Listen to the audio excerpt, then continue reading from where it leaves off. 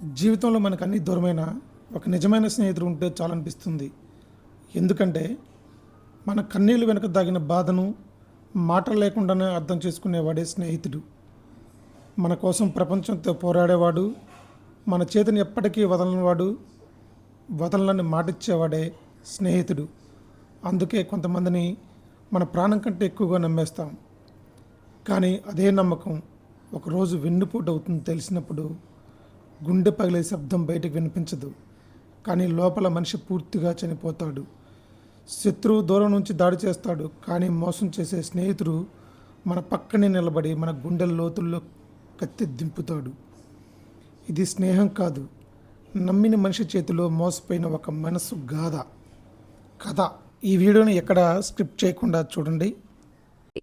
మన జీవితంలోకి వచ్చే ప్రతి బంధం నిజమైన స్నేహమేనా?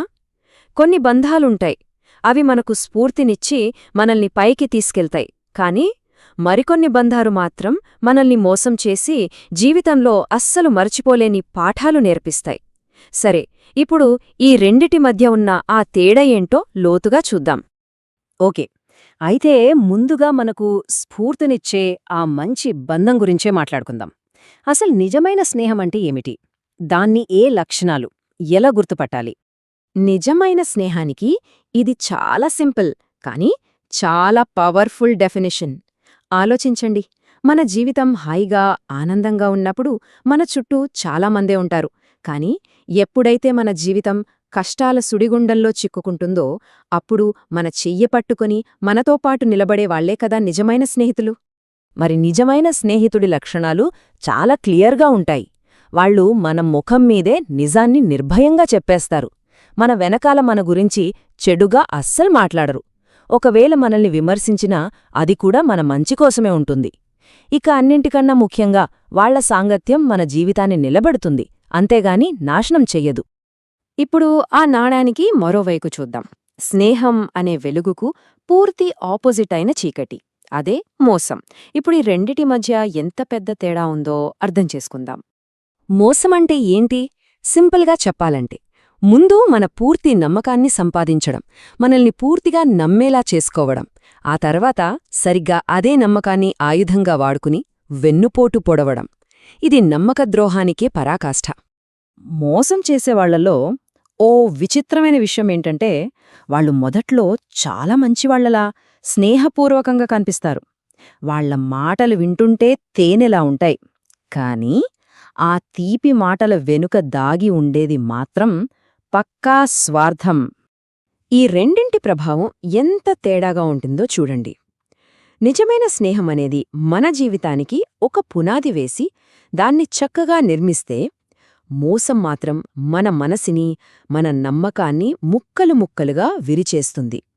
ఒకటి నిర్మాణం అయితే ఇంకొకటి విధ్వంసం.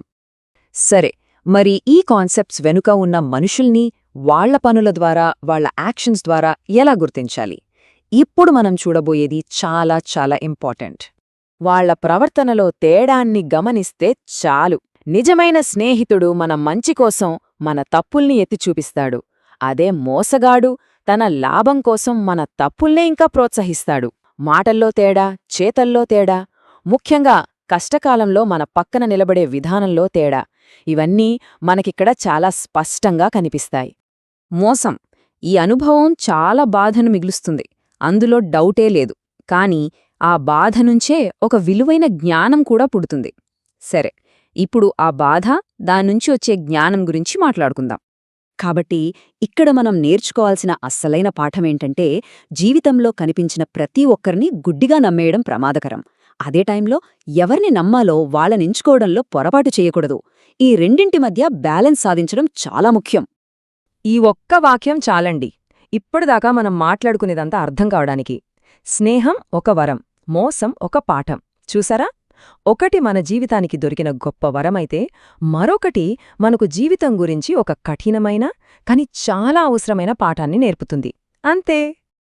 మనల్ని మోసం చేసిన వాళ్లని గుర్తుపెట్టుకోవడంలో తప్పేం లేదు, కానీ ద్వేషంతో కాదు. ఎందుకంటే భవిష్యత్తులో అలాంటి తప్పు మళ్లీ జరగకుండా మరింత జాగ్రత్తగా అడుగులు వేయడానికి ఒక హెచ్చరికగా గుర్తుంచుకోవాలి. ఆ జ్ఞాపకం మనల్ని కాపాడాలి, అంతేగాని నాశనం చెయ్యకూడదు. ఇక ముగింపుకు వచ్చేద్దాం.